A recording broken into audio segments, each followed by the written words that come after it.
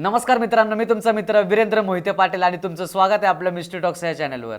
तर आज आपल्या इकडे जे पाहुणे आलेले आहेत ते डोंबिवलीवरून आलेले आहेत आणि ते एकटेच नाही आले, त्यांची पूर्ण फॅमिली आलेली आहे आणि त्याच्यामुळं खूप भारी वाटतं आपला की पूर्ण फॅमिली तुम्ही शूट बघता आणि सगळं एक्सपिरियन्स लाईव्ह करता. जर तुम्हाला पण यायचं असेल फॅमिलीसोबत तर तुम्ही येऊ शकता.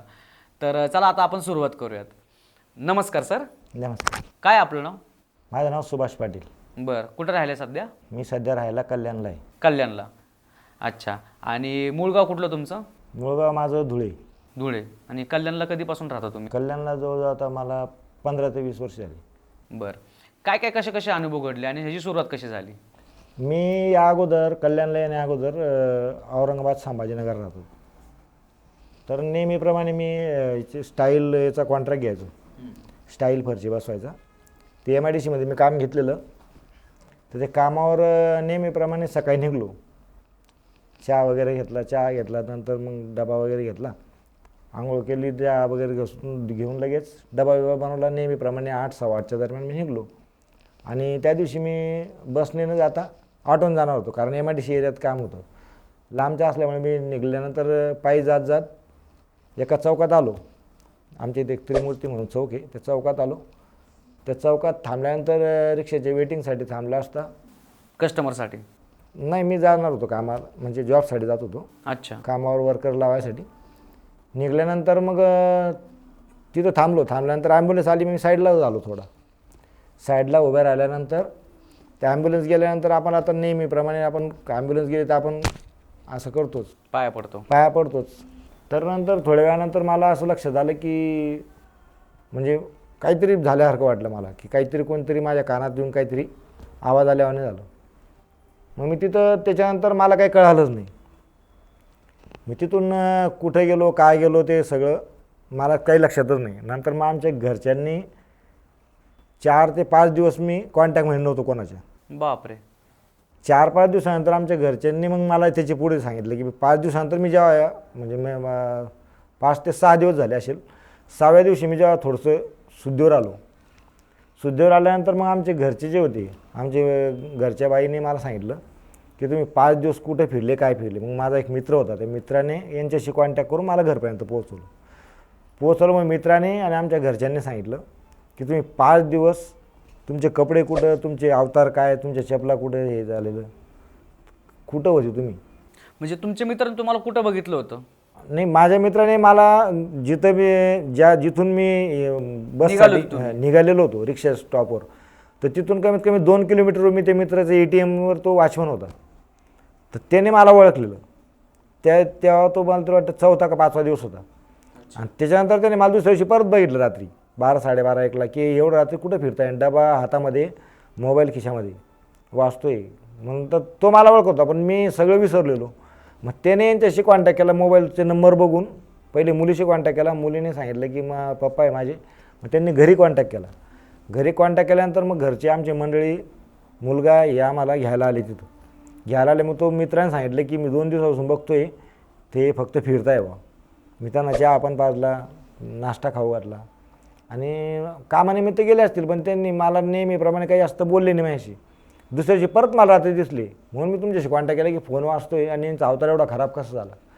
त्यामुळे त्यांनी कॉन्टॅक्ट केला. मग पुढची मधली जी घटना घडलेली त्या आमच्या घरच्यांनी मला असं डिटेलमध्ये सांगितली की बा तुम्ही 4-5 दिवस झाले, तुमचे चपला कुठं, अवतार कुठं. पण मला एवढंच आठवत होतं की मी घरून 8 वाजता निघलेलो, 8:15 ते 8:30च्या दरम्यान मी त्या चौकात पोहोचलो. आणि त्याच्यानंतर काय झालं ते मला नंतर लक्षात नाही आलं. नंतर मग 5-6 दिवसानंतर यांनी मला त्या मित्राने काही गोष्टी सांगितल्या, काही आमच्या घरच्यांनी काही गोष्टी सांगितल्या, पण ते माझ्या डोक्याच्या बाहेर होतं. मग त्याच्यानंतर मग आम्ही 4-5 दिवसानंतर आमच्या घरचे त्या वैतागामुळे आणि त्या टेन्शनमुळे तिची तब्येत बिघडली. मग मी मोटरसायकल काढली आणि हिला बोललो की मी फ्रूट वगैरे घेऊन होतो आमच्या घरच्यांना. जे तू कोणाला? तुमच्या वाईफसाठी. तिची तब्येत बिघडली ना की माझ्या टेन्शनमुळे. 4-5 दिवसानंतर मग मी तिथं गेलो. बरं झाल्यानंतरची गोष्ट, फ्रूट घ्यायला गेलो तर परत त्याच चौकात, कारण तो चौकच आहे, तिथं फ्रूट वगैरे सगळं मिळतं. मी त्या चौकात गेल्यानंतर मग तो फ्रूटवाला ओळखीचा होता, त्याच्याकडे गेलो. त्याला बोललो अर्धा किलो सफरचंद, काही अर्धा किलो अंगूर वगैरे घेतले. तर मग किती झाले, तर बोलतो 120. तर म्हणणे ठीक आहे, 120 रुपये झाले. मग त्याला 200 रुपये दिले मी. दिल्यानंतर मग मी गाडीजवळ आलो पिशव्या टांगायला. तिथून गाडीजवळ ज्या लोकेशनला माझ्याबरोबर ती घटना घडलेली तिथून ते फक्त समोरच होतं अंतर, त्याच चौकामध्ये. मग मी गाडीला पिशव्या टांगल्या, तेवढ्यात एक झाले असं मला भास झाला की कोणतरी मला हात धरते. मग समोर मला एक व्यक्ती दिसते, फक्त मला दिसते ती, बाकी आजूबाजूला कोणाला नाही.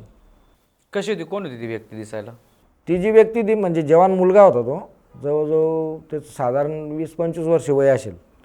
पण मी असं ते क्रॅश जर बनवलं तर मी ते क्रॅश बनवू शकतो. तो मला दिसतोय गळ्यामध्ये असा रुमाल, म्हणजे आपलं एखादी गावरान माणूस असतो ना खेड्यातला, त्याप्रमाणे असं गळ्यात रुमाल टाकलेला, वरती चौकटी शर्ट घातलेला, पॅन्ट घातलेली, मला क्लिअर दिसतोय. मी त्याशी बोलतोय, तो बोलतो काय मामा तुम्ही मला भेटलेच नाही, त्याविषयी तुम्ही मला सोडून चालले गेले राव, असं तसं बोलायला लागला. बोलल्यानंतर मी बोललो यार तू मला भेटला, मला काही आठवत नाही. तो बोलतो नाही का आपण इथूनच त्या दिवशी इथं चहा प्यायला गेलो होतो, त्यानंतर तुम्ही मला सोडून गेले तर आलेच नाही, असं तसं बोलायला लागला. बोलल्यानंतर मग मी बोललो यार मी तुला ओळखत नाही. मग त्या फ्रूटवाल्याचं लक्ष गेलं माझ्याकडे की ती बोलता कोणाशी. मग ते उरलेले पैसे द्यायसाठी तो माझ्याकडे वापस आला. मला बोलतो नाना तब्येत बरी आहे ना, का परत तब्येत बिघडली? बोललो नाही यार. म्हटलं का बरं रे, का असं यावर विचारतो? तर म्हणे तुम्ही कोणाशी बोलताय? म्हटलं हा काय तुला दिसत नाही का? तर बोललो कोण? म्हणतो हा काय समोर एवढा माणूस बोलत नाही का माझ्याशी? मी मला विचारतो. म्हटलं तू 2-3 दिवस झाले, तू जसं मला बोलला की तुम्ही 2-3 दिवस झाले मला दिसले तुम्ही चहा पिलो होतो आपण, तसं हा पण बोलतोय. बोललो की चहा प्यायला आपण गेलो होतो आणि तुम्ही मला सोडून चालले गेले. कुठं आहे? म्हटलं हा काय समोर. तर तो बोलला तुम्ही तुमची तब्येत खरंच बिघडली म्हणे, तुम्ही निघा. येडावले काय म्हणे, कोणी आहेच नाही समोर. आणि मला ते क्लिअर दिसत होतं. आणि असं नाही की रात्रीची वेळ का काय नाही, 7-7:30चा टाईम होता संध्याकाळी, जास्त उशीर पण झालेला नव्हता. आणि ज्या दिवशी माझ्याबरोबर ती घटना घडली तो पण काय रात्रीचा टाईम नव्हता, सकाळी 8:30-8:45चा टाईम होता. म्हणजे असं काही नाही की रात्रीच्याच वेळेस घडलं आहे, अशा काही घटना नाही. त्याच्यानंतर मग मला डोक्यात आलं की याला हे जे घरचे सांगत होते किंवा आपला मित्र ज्या गोष्टी सांगत होता की तुम्ही 4-5 दिवस गायब होते आणि तुम्ही असं असं केलं, तुमची चपला अशा खराब झाल्या, तुम्ही कपडे मळलेले, तुम्ही काहीतरी झालं होतं, तुम्हाला आठवत नाही आता, ह्या ज्या गोष्टी सांगितलं त्याच्यातलाच हा काहीतरी प्रकार असेल असं माझ्या डोक्यात आलं. आणि मी लगेच तिथून गाडी काढली आणि निघलो घरी. घरी आल्यानंतर घरच्यांना सांगितलं की असं ना असं, तर ते बोलले की मग हा म्हणे तिथं जायचंच नाही आता. मग मी ते टाळलं. मग मी आमच्या घरच्यांना बोललो की आता आपल्याला आहे ना काहीतरी करावं लागेल. तर मग मला पहिल्यापासून कसं आहे सर, मी काही लोकांचे असे काही प्रॉब्लेम असले निगेटिव्ह असे काही असले तर माझ्याकडे बरेच लोक असे येतात आणि मी ती मोफत सेवा आहे माझ्याकडनं. बरेच लोक माझ्याकडे येतात तर मी लोकांचे प्रॉब्लेम सॉल्व्ह करतो. आणि आज वेळ अशी आली होती की तो प्रसंग माझ्यावर स्वतःवर घडलेला. त्यामुळे मग मी विचार केला की म्हटलं आता नाही आपल्याला याच्यातून काढायचं. म्हटलं आपण लोकांकडे जायचं तर मग लोक आपल्याला मूर्खात काढतील की तुमच्याकडे आम्ही येतो आणि तुम्ही आम्हाला आता सांगताय. तर मग घरच्यांना म्हटलं आता आपण एक काम करू, आपण ओंकारेश्वरला जाऊ, मध्य प्रदेशमध्ये इंदोरच्या पुढं ओंकारेश्वर उज्जैनला जाऊन येऊ आणि तिथूनच काहीतरी आता याच्यातून उलगाड्या निघेल, आपण एक वेळ त्यांना हे करू बा. तर मग आम्ही ते ठरवलं की जायचं आता 2 दिवसानंतर. मग आम्ही सोमवार बघून जाऊ असं हिशोबाने निघलो. रविवारी रात्रीचं तिकीट बुक केलेलं आम्ही लक्झरीचं तिकीट काढून आणलेले. रात्री आम्हाला 12:30-1:00 गाडी होती इंदोर. तर इंदोर गाडीने निघणार, तिकीट काढून आणले. तिकीट काढून आणल्यानंतर मग संध्याकाळी घरी आलो, तयारी केली, हिला सांगितलं की आपल्याला जायचं असं तसं. नंतर मग आम्ही त्या चौकात जाणं किंवा त्या एरियात जाणं टाळलं 2 दिवस. मग आम्ही ठरवल्याप्रमाणे कपडे वगैरे सगळं काही बंदोबस्त केला जायचा, तिकीटं काढलेलेच होती. निघलो त्या दिवशी संध्याकाळी. मग त्या गाडीवाल्याचा आम्हाला ट्रॅव्हलवाल्याचा फोन आलेला की सर तुमची गाडी 12:40ला इथून आहे. तर मग आम्ही 12:10 ते 12:15च्या दरम्यान आम्ही घरून निघलो. आणि तिथून काय 10 मिनटाच्या अंतरावर ते ट्रॅव्हलचं स्टँड होतं. निघलो आम्ही, बॅगा वगैरे घेतल्या, रस्त्यावर आलो. रस्त्यावर आल्यानंतर बघितलं तर रात्रीच्या वेळेस रिक्षाजवळ तुरळकच असतात, एवढ्या रहदारी नव्हती त्या रोडाला. तर एक रिक्षा गेली, त्याने तो बोलला नाही 2 सीटर नाही बसणार. परत दुसरी एक आली, ती पण गेली. तिसरी रिक्षा आल्यानंतर बोललो त्या ट्रॅव्हल ऑफिसला जायचं आहे बायपासला. तर बोलला हा चालेल बसा. मग आमच्या घरची मिसेस आणि मी, आम्ही 2च जण आणि मुलं घरी होती. मग आम्ही ते बॅगा ठेवल्यात रिक्षामध्ये आणि बसलो. बसल्यानंतर त्याने सांगितलं की म्हटलं किती घेणार दादा? तर बोलले 50-50 रुपये देऊ, डायरेक्ट तुम्हाला स्टँडला सोडतो. म्हटलं ठीक आहे चालेल. बसल्यानंतर आम्ही निघलो तिथून आणि तिथून काही अंतरावर ज्या ठिकाणी माझ्याशी ती घटना घडलेली होती माझ्याबरोबर त्याच चौकामध्ये त्याने त्याच हॉस्पिटलजवळ मला नेऊन सोडलं आणि मला बोलतो की मी डबा देऊन होतो तो पण 2च मिनटं थांबा, मला माझ्या सिस्टरचा डबा द्यायला जायचं असं काहीतरी कारण सांगून तो गेला. तर तो आलाच नाही वापस. आमचा वेळ झाला, आम्हाला परत फोन आला ट्रॅव्हलरचा की सर तुम्ही किती वेळात येत आहे, गाडीचा वेळ झाली. मग आम्ही विचार केला की म्हटलं वेळ तर हा गेला कुठं. मीला बोललो की म्हटलं चला आपण दुसऱ्या क्षेत्रात जाऊ. ये म्हणले नाही नाही आता परत इथून बॅगा काढा तिकडे ठेवा आणि परत ही बी जायची, एक तर गाड्या पहिलेच भेटत नाही या रोडाला रिक्षा. तर म्हटलं मग आता काय करायचं. तर म्हणजे थांबा 2 मिनटं वाट बघू. मग तेवढ्याच वेळेमध्ये आता ज्या पहिले ज्या घटना घडलेल्या माझ्याबरोबर ते मला जे आजूबाजूचे लोक होते बरेचसे लोक ओळखायचे. तर तिथून समोरून एक अंडा आमलेटची गाडी होती, तिथं एक लेडीज आणि जेंट्स असे ते चालवायचे, 2 नवरा बायको चालवायचे. तर त्यांनी बघितलं की ह्या रिक्षामध्ये अंधार होतं, रिक्षात एक बाई आणि माणूस बसलेला आणि एवढ्या रात्री ते वेगळ्या नजरेने आमच्याकडं गाडीवरून आली विचारायला. मग नंतर मी बाहेर आलो, मला म्हणे का हो. नंतर मग काय करता एवढं रात्रीचं तुम्ही मग आमच्या घरचे होते, मी होतो. मी बघितलं, म्हटलं काय झालं मावशी. अरे म्हणे पाटील नाना तुम्ही का. म्हटलं हां. तर म्हणे कावर बसली इथं. अहो म्हटलं ट्रॅव्हल जायचं आहे तर रिक्षावाला मध्ये डबा द्यायला गेलेला, त्यामुळे तो बोलला की 2 मिनटात आला, अजून आलाच नाही. तर म्हणे कोणत्या रिक्षात आले तुम्ही. म्हटलं ह्या. अहो म्हणे काय बोलता तुम्ही, उतरा खाली. म्हटलं का. तर मग तुम्ही बाहेर या पहिले. आणि हे कोण आहे. म्हटलं आमच्या घरची बाई. तर म्हणे उतरा खाली. बाहेरून बघितलं ती मग 3 ते 4 महिन्यापासून ती रिक्षा तिथंच उभी होती. बाहेरून पूर्ण जाळा लागलेलं, पूर्ण कचरा वगैरे पडलेला, म्हणजे ती कंडिशनच नव्हती चालेला अशी, ती चालू कंडिशनमध्ये होतीच नाही, धुळकात पडली होती. धुळकात पडलेली. मग मी विचारलं म्हणले आई गाडी कसं काय. म्हणे ॲक्सिडेंट गाडी आहे, इथं ॲक्सिडेंट झाला त्या आपण पोलीस लोकांनी इथं जमा करून ठेवलेली. तर इथंच आहे. ती 4 महिने झाले आम्ही बघतोय म्हणे की ही गाडी अशीच पडलेली आणि तुम्ही म्हणता आम्ही या गाडीत बसून आलो. मग मला परत करंट लागलं की त्याच्या असं कसं का होऊ शकतं, हे शक्य नाही. तर मग तेवढ्यात मग परत आम्ही ते बाहेर निघलो आणि तिथून परत जायला निघलो. मग दुसरी रिक्षा गेली, पुढं आलो, पुढं चौकामध्ये परत रिक्षा स्टॉपला आलो. तिथं एक रिक्षा पकडली, त्याला बोललो बाबा जे असेल ते घे पण आम्हाला पहिले तिथं सोड. मग आम्ही तिथं त्र्यंबकेश्वरला गेलो, आपल्या याला ओंकारेश्वरला गेलो. ओंकारेश्वरून उज्जैन दोन्ही देवस्थान करून आलो. त्यानंतर थोडंसं हे केल्यानंतर थोडा फरक वाटला, पण तरी मला असं वाटत होतं की बुवा अजून काही ना काही होईल. तेव्हापासून आम्ही ते शहरच म्हणजे ती जागाच बदलून टाकली. मग ते कळलं का एक्झॅक्टली काय होतं, काय एक्झॅक्टली कोण होतं ते कळलं का शेवटपर्यंत. नाही मग ते काय झालं सर, मग तो जो फ्रूटवाला होता ना, फ्रूटवाल्याला आमच्या घरचे आणि आम्ही असं विषय निघाला. एक वेळा मी परत कळल्यानंतरच आम्ही ते गाव सोडलं. तर ते फ्रूटवाल्याशी मी परत कॉन्टॅक्ट केला. तर तो बोलला की म्हणे, आणि त्या टायमाला कसं म्हणजे बरेच जुनी गोष्ट आहे, त्या टायमाला अँड्रॉइड मोबाईल नवीनच निघलेली. हो. तर त्यामुळे माझ्याकडे सॅमसंग चॅम मोबाईल होता. हो, तो नवीन स्क्रीन टच निघले होते. हां, स्क्रीन टचचा. तर त्याच्याकडे तो मोबाईल होता. तर तो मला काय बोलला की म्हणे नाना तुम्ही जे बोलताय ना म्हणे की मला एक माणूस दिसला आणि तो असा होता तसा होता असा बोलला तुम्हाला. तर म्हटलं हा यार. तर म्हटलं तू मला एवढा समजतो कारण मला काही कळत नाही का, मी लहान आहे. तर म्हटलं तसं नाही, पण मी तुम्हाला सांगतो तसा होता का तुम्ही सांगा, मग मला वाटेल की तोच आहे असं. म्हटलं तुला कसं काय माहिती. नाही म्हणतो मी. मग त्याने काय केलं, मोबाईलमध्ये काही म्हणजे तो ती जी व्यक्ती होती मला त्याने हे केलेलं, त्या व्यक्तीचं आणि त्याचं चांगले संबंध होते पहिले, पण त्याने आत्महत्या केलेली. त्या पोऱ्याने गळफास घेऊन आत्महत्या केली होती. काहीतरी त्यांचं घरगुती मॅटर झालं असेल, ते काही त्या मला डिटेल सांगितलं नाही. पण त्याने मला 2-3 फोटो दाखवले आणि मग मी त्याला बोललो की हे बघ बाबा मला एवढं क्लिअर नाही सांगता येणार की हा तोच आहे, पण 100% नाही, पण 99% मी सांगू शकतो म्हटलं हा तोच आहे. कारण कपडे आणि त्याचं ते रुमाल वगैरेची स्टाईल. तर त्याने मला ते 2-3 फोटो दाखवले, त्यामध्ये रुमालची स्टाईल नव्हती, पण 1-2 फोटो दाखवले ते तो तसंच होता. आणि मग त्याला म्हटलं, त्याने 3 फोटो मला मुद्दाम दुसरे दाखवले. ते माणसं ह्यात होते, ते त्यांच्याशी काही संबंध नव्हता. आणि हा जो फोटो होता हा ते नंतर दाखवला मला. तर म्हटलं हा होता का. तर म्हटलं हा. तर म्हणे मग बस. म्हटलं काय रे. तर म्हणे आता तुम्ही काहीच बोलू नका. म्हटलं कसं काय. तर बोललो तो पडेगाव साईडला, औरंगाबाद साईडला पडेगाव आहे, ते पडेगाव साईडला एक मुलगा आहे म्हणे हा, त्यांचं काहीतरी घरगुती मॅटर झालेलं, त्याने फाशी घेऊन आता 15 दिवस झाले आत्महत्या केली. आणि तुमची जी घटना घडलेली ती पण 15-20 दिवस पहिल्यांचीच आहे. तुम्ही त्याला कुठं भेटलं ते आता महत्त्वाचं आहे. मग म्हटलं मग तुझ्याकडे त्यांचा कॉन्टॅक्ट नंबर असेल ना, आपण पूर्ण तरी माहिती काढू.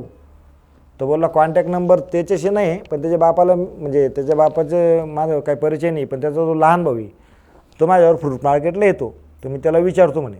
त्याला मग त्याने फोन केलेला माझ्यासमोरच की म्हणे का रे छोट्या, म्हणे तुझ्या भावाचं आत्महत्या केली होती काय, तर सिव्हिलला टाकलं होतं का घाटीमध्ये?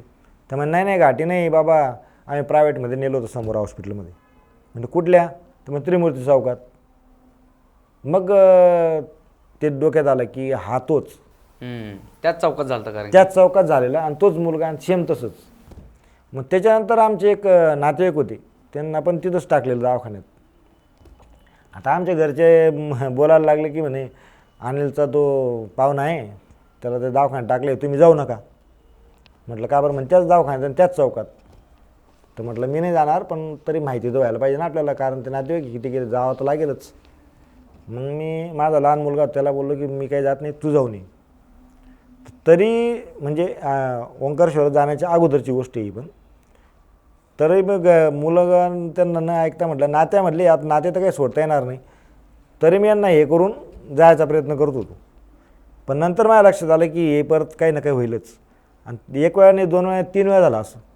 त्यामुळे मी नंतर तो नांदच सोडला. ओंकारेश्वर आणि उज्जैनला जाऊन आल्यानंतर आम्ही नंतर मग रिस्क घेतली नाही, म्हटलं जाऊ दे आता इथं राहणारच नको. बरं, मग त्याच्यानंतर तुम्हाला काय त्रास नाही झाला त्या गोष्टीचा? नाही, त्याच्यानंतर त्रास वगैरे झाला, पण एवढा नाही. पण ज्यावेळेस आम्ही घरी आल्यानंतर मग आमच्या घरचे सांगायचे की मी समजा आत्महत्या करायचा प्रयत्न करायचो, फाशीच घ्यायचो. ते 4-5 दिवसामध्ये? 4-5 दिवसामध्ये. जेव्हा घरी आल्यानंतर सुद्धा मला 4-5 दिवस तर काही समजलंच नाही. मी घरी आहे, मला 2 मुलं आहे, मुलगी आहे, बायको आहे, या कुठल्याच गोष्टी म्हणजे मला त्याच्या डोक्यातच नव्हत्या होशमध्ये असतोपर्यंत. मग घरचे मला सांगायला लागले की तुम्ही असे करत होती. मग हे काय, कपडे आंघोळीला जर गेलो तरी मग कपड्याने फाशी घ्यायचो, बाथरूमला जर गेलो संडासला तरी मागेच. मग नंतर मग मला काय केलं, वॉचमनसारखं बाथरूमला जायचं म्हटलं तरी बरोबर जायचे, टॉयलेटला बरोबर, आंघोळीला जायचं म्हटलं तरी दरवाजा उघडा ठेवा बाथरूमचा, दरवाजा लावायचा नाही, आमच्यासमोर आंघोळ करा. आणि मी त्यांना ओळखत नव्हतो, त्या माझी पत्नी, माझा मुलगा आहे, मी त्यांच्याबरोबर ते सांगतात मला या गोष्टी माहीत नाही, पण त्यांनी मला सांगितलं की तुम्ही कसे वागत होते, तुम्ही काय केलं या 5 दिवसामध्ये. तर त्यामुळे ते तुम्हाला बोललो ना की मी तिच्यासाठी फ्रूट घ्यायला गेलो, या टेन्शनमध्ये ते आजारी पडलेली तेव्हा. अच्छा. तर त्या 5 दिवसामध्ये असं काय घडलं की मी आंघोळीला जरी गेलो तरी मागे यायचे की काय करून घेतील. आणि समजा आता आमच्या घरची बाई, माझी पत्नी मला वाढून देते, तो वाढून देताना मी म्हणायचो, अजून मीच बायकोला म्हणायचो, अहो मी जेवत नाही, तुमचे घरचे आल्यावर, तुमचे पती आल्यावर मी जेवेल, तुमचा नवरा नाही घरी, मी कसं काय जेवू. म्हणजे हे सगळं विसरून गेलो. म्हणजे ती माझ्यासाठी तो परिवारच नव्हता, ते परके झालेले, हे सगळं म्हणजे पूर्ण माहितीच गेली.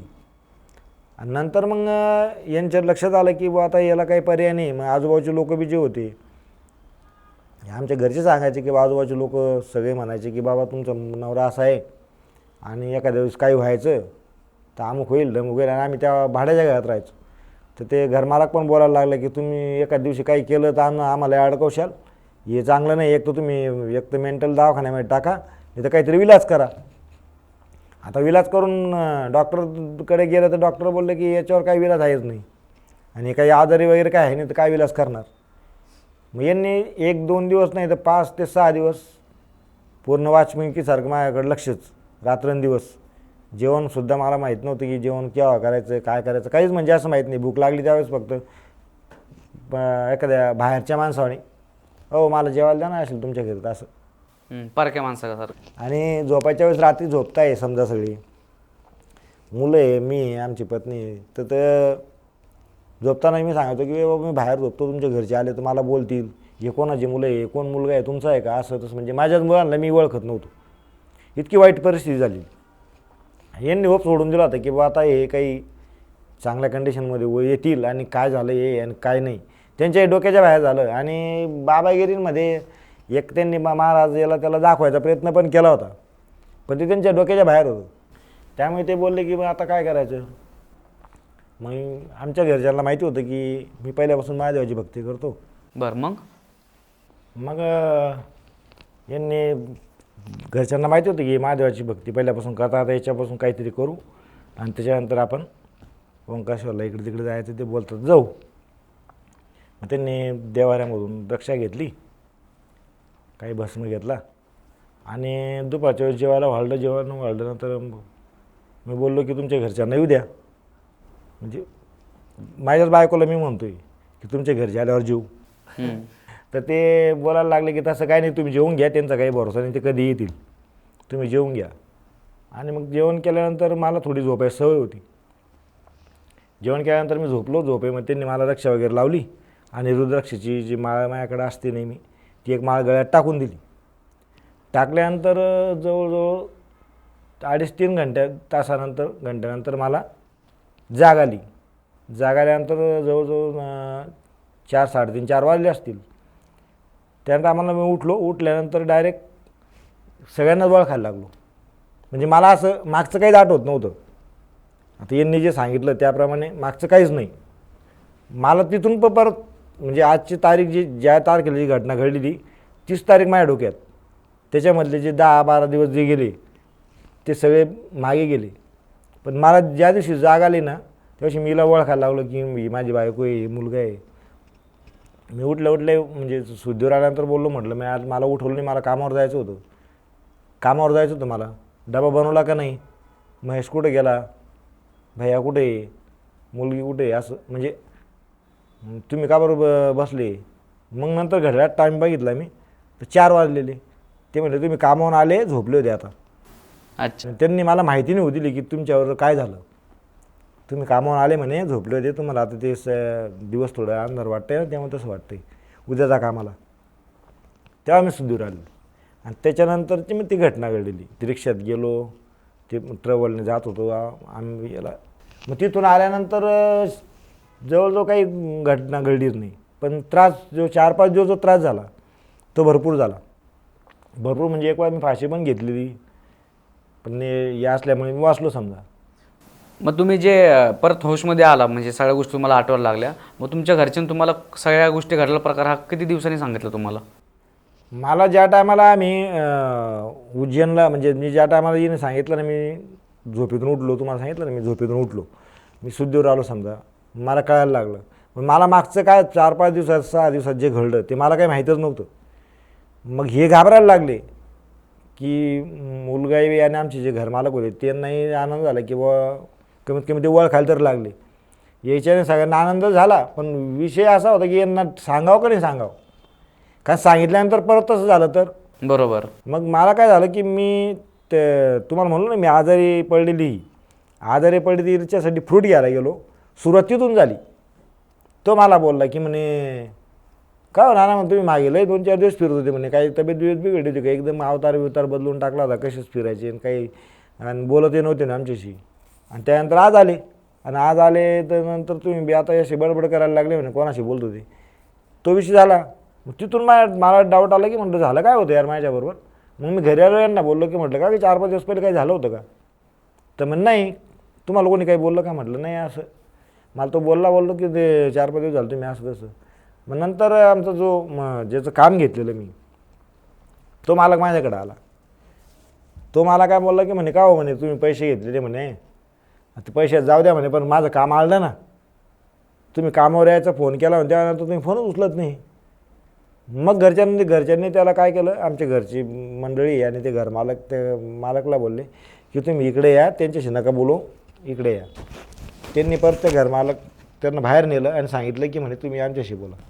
तर म्हणे त्यांच्याशी अशी घटना झाली. मी ऐकतोय, मी समोरच ऐकत होतो. हो म्हटलं माझ्यासमोर सांगा काय सांगायचं.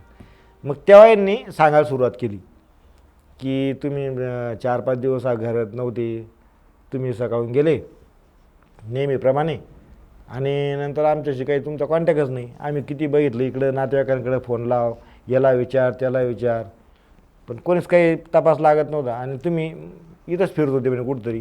कारण आज इकडे विचारायला गेलं ते सांगायचे काल मला दिसले, आणि दुसऱ्या गल्लीमध्ये म्हणजे दुसरीकडे विचारलं तर ते तुमचे मित्र सांगायचे का काल तर मला भाऊ भेटले, आणि दुसऱ्याकडे म्हणजे जिकडे विचारत सगळे हेच सांगायचे की मला काल भेटले. मग आम्हाला त्यांना डाऊट यायला लागला की जर गावातच फिरताय मग घरी काय येत नाही किंवा दिसत का नाही. मग त्यांना मी कधी भेटलोच नाही, कारण आमची घरची मंडळीची तिकडे बाहेर कुठे येणं जाणं नाही, आणि मुलं हे शाळेपासून ते लांब काही जाऊ शकत नाही. आणि मी तेवढ्याच एरियामध्ये जवळजवळ त्या संभाजी औरंगाबादचा जो एरिया होता तेवढ्या जवळजवळ 8-10 किलोमीटरच्या एरियामध्येच फिरत होतो.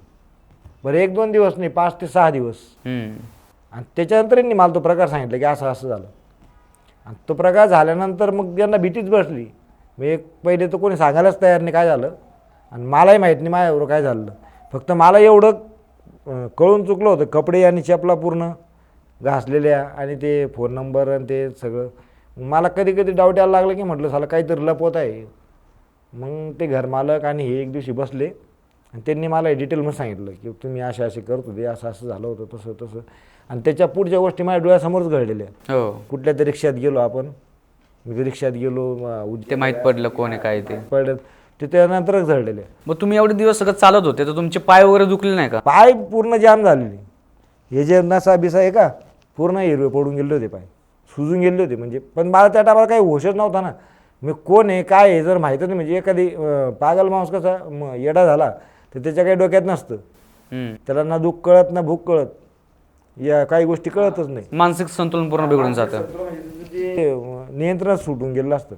तर मला कशी आता माझी ओळख जेवढी होती, जवळजवळ जेवढे लोक मला ओळखायचे, ज्या एरियात गेलो, ज्या रोडाने जातो आहे किंवा देव याच्यातून जातो आहे, तर ते कोणी ओळखीचं भेटलं की आता माझा स्वभाव असा होता, चहा पाणी हे ते करणं. मित्रमंडळी ओळखीचे, कोणी नाश्ता जेवू घालायचं, मनाची नाश्ता करून घ्यायचो. मला माहीत नव्हतं मला ओळखतो कोणी ओळखतो, मला खायची मतलब. भूक लागली कोणी खाऊ घालून द्यायचं, आणि ताण लागली पाणी पिऊन घ्यायचं. कुठे पितो आहे काय पितो आहे मलाच माहीत नव्हतं ना मी कोणी. त्या अशा प्रकारे मग ते कसं 8 दिवस असे गेले, 5-6 दिवस ते, आणि 2 दिवस घरी आल्यावर यांनी बी तेच केलं. हे बी मला एकदम म्हणजे मी ओळखत नव्हतं, त्यामुळे हे बी घाबरायला लागले आता झालं काय. मग ते डॉक्टरकी केली, सगळं करून बघितलं, बाबा लोकांना विचारलं, ते म्हटलं की नाही आमच्या डोक्याच्या बाहेर आहे. ते महादेवाच्या कृपेने झालं सगळं व्यवस्थित. ते महादेवाच्या कृपेने म्हणजे पहिल्यापासून मी आता महादेवाच्या कृपेने प्रवचन पण करतो, आणि काही असे निगेटिव्ह लोक एनर्जी असली कोणाची तर त्यांचं मी स्वतः बरं करतो. मग त्यामुळे लोकांना जास्त हे वाटायला लागलं की हा माणूस स्वतः दुसऱ्यांचं हे करतो आणि याच्या मागे असं कसं काय होऊ शकतं, ते जास्त म्हणजे डाऊटफुल व्हायला लागलं. आणि मला स्वतःलाच आश्चर्य वाटलं, कारण आपण एखादी देवाचा आपण हे करतो आणि आपल्याला असं होणं. पण ते विषय कसा असतो माहिती का, याच्यामधला एक मला लक्षात आलं की तुम्हाला त्रास देण्याचा हेतू होता फक्त, बाकी त्याने आपल्याला काही हानी केली असं नाही. पण त्याची जे काही असेल मन इच्छा अपुऱ्या असतील किंवा काय असतील, तर परत त्याचं म्हणजे ते मृत्यू झालेला म्हणजे ते माझ्याविषयी तेच घटना घडवायची होती त्याला. कारण मी एक वेळा फाशी घेतलेली घरामध्येच हे नसताना, तर त्यांनी लगेच दरवाजाचा आवाज आल्यामुळे लगेच उतरवलं मला खाली. नंतर मी बाथरूमला गेलो, संडासला टॉयलेटला गेलो. त्या टायमाला रुमाल लावून गेलो, फक्त रुमाला नाही, अंडरवेअर बनियनवर. हे म्हणलं कपडे न्यायचे नाही तुम्ही, काही भरोसा नाही. तर त्या टायमाला मी रुमालने फाशी घेतो. तर त्या टायमाला टॉयलेट म्हणून असं त्यांना काही भास आला की व काहीतरी केव्हाचे गेले अजून आले कसे नाही. मग तेव्हा पण ते मला सगळ्या ठिकाणी बरोबरच राहायचे, बाथरूमला जाओ किंवा आंघोळीला जाओ. आता त्याच्यानंतर पण काय प्रॉब्लेम नाही ना? नाही, ते तो जो एरिया सोडला, ती वस्ती तो एरिया जो होता ते सोडून दिलं आणि तेव्हापासून कल्याणला शिफ्ट झालो. तेव्हापासून काही त्रास वगैरे काही नाही. पण एवढं कळून चुकलं की आहे काहीतरी निगेटिव्ह एनर्जी असते. म्हणजे अनुभव घेतला आपण ते स्वतः अनुभव घेतल्याशिवाय लक्ष देत नाही. बरं, तर मित्रांनो, हे होते आपल्या सरांचे अनुभव आणि खूप भयंकर प्रकार त्यांच्यासोबत घडले होते. त्यांच्या कुटुंबाने त्यांना खूप चांगल्या प्रकारे सहकार्य केलं आणि लक्ष दिलं. त्याच्यामुळं कुठला तरी मोठा प्रकार घडता वाचला तो. त्याच्यामुळं तुमच्यासोबत जर अशा कुठल्या गोष्टी घडत असतील किंवा तुमच्या फॅमिली मेंबरबरोबर, तर लक्ष द्या, त्या गोष्टी निग्लेक्ट नका करू. आणि तुम्हाला जर काय डाऊट असतील, काय प्रश्न असतील, तर नक्की आम्हाला कमेंटद्वारा कळवा. तर आता आज आपण इकडेच थांबूयात. धन्यवाद. जय हिंद, जय महाराष्ट्र.